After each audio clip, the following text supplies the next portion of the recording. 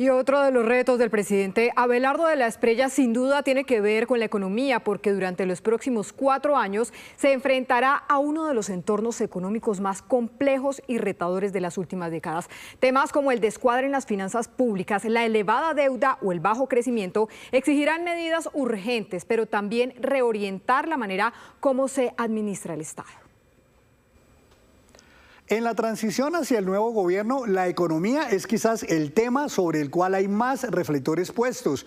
Muchas cifras son alarmantes, las preocupaciones y los retos son de tal magnitud que bien podríamos afirmar que la estabilidad de la nación está en juego. Veamos por qué los analistas advierten que la herencia económica que el gobierno saliente le deja al gobierno entrante es en muchos campos históricamente compleja. El presupuesto general para 2027 es una muestra de las graves dificultades de corto plazo del gobierno. Comparando los gastos y los ingresos, aparece un faltante de 30 billones de pesos, algo que ocurrió también en los años anteriores del gobierno de Gustavo Petro. Este gobierno saliente, el gobierno Petro, fue muy optimista al pronosticar ingresos tributarios. Si uno mira 2023, es nuestro año de máximo, digamos, recaudo tributario de la historia. Llegamos por primera vez a más del 16% del PIB después de las devoluciones y demás, que es lo que le queda al Estado y lo que queríamos mirar. Y desde ahí estaban esperando 18%. La solución para ajustar el presupuesto en buena parte está en un apretón de gastos. El nuevo ministro de Hacienda reconoce que tendrá que hacer el recorte más grande en la historia republicana del país. Creo que estamos ante un reto enorme porque las finanzas de Colombia tienen estructuralmente un gasto que es muy inflexible.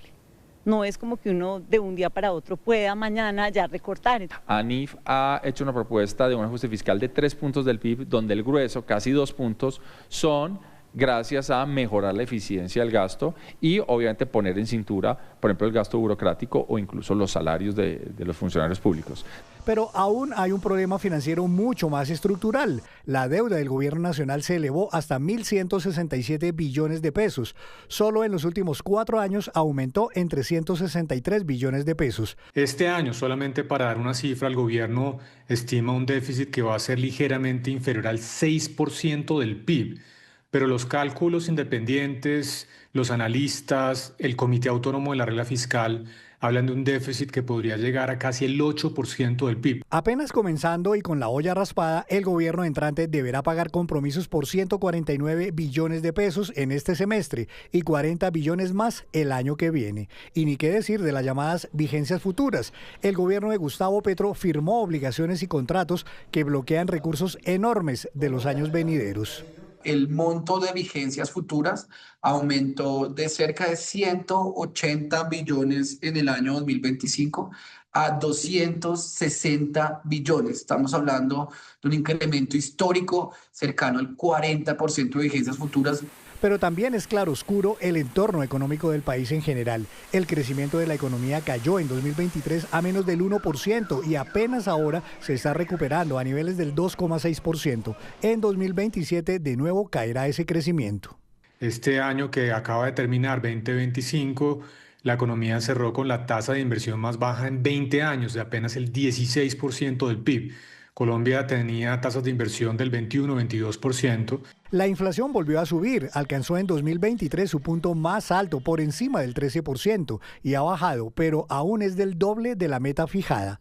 Consecuencia de eso, la Junta Directiva del Banco de la República subió la tasa de interés de referencia gradualmente, de 9% hace 4 años a 12% actualmente, en un intento por frenar la inflación. El Banco de la República va a tener que seguir haciendo la ingrata tarea de tener unas tasas altas hasta que, por ejemplo, la situación fiscal mejore y en ese orden de ideas tenga más espacio el banco para tener menores tasas. Por circunstancias variadas, en los últimos 4 años la tasa de cambio del dólar pasó de 4.330 pesos a un pico de 5.100 pesos y ahora se desplomó a menos de 3.200 pesos, con las consecuencias que deja, buenas para unos, pero perversas para otros, como es el sector exportador, que ya está pidiendo alivios. Yo personalmente creo que la solución está en pensar cómo generamos ingresos. Y hay un lado importantísimo que es poner a la economía a crecer a unas tasas más rápidas. En medio de los retrocesos del gobierno de Gustavo Petro en materia económica, también hubo avances, especialmente en materia social. Por sus efectos económicos, algunas reformas y decisiones no fueron del agrado de los empresarios, pero sí de los trabajadores. Para comenzar, el desempleo se redujo del 10,6% en que lo recibió Petro a un histórico 8%, y los subsidios monetarios ayudaron a que la pobreza disminuyera considerablemente del 36,6% en 2022 al 28% al cierre de este año. De otro lado, el salario mínimo subió más del 70% en el gobierno Petro al pasar de 1 millón de pesos a casi 1.800.000.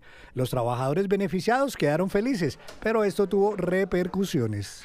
El aumento de los costos laborales que se hizo, por ejemplo, a través del salario mínimo ha hecho no solamente que una gran parte del nuevo empleo se vaya a la informalidad.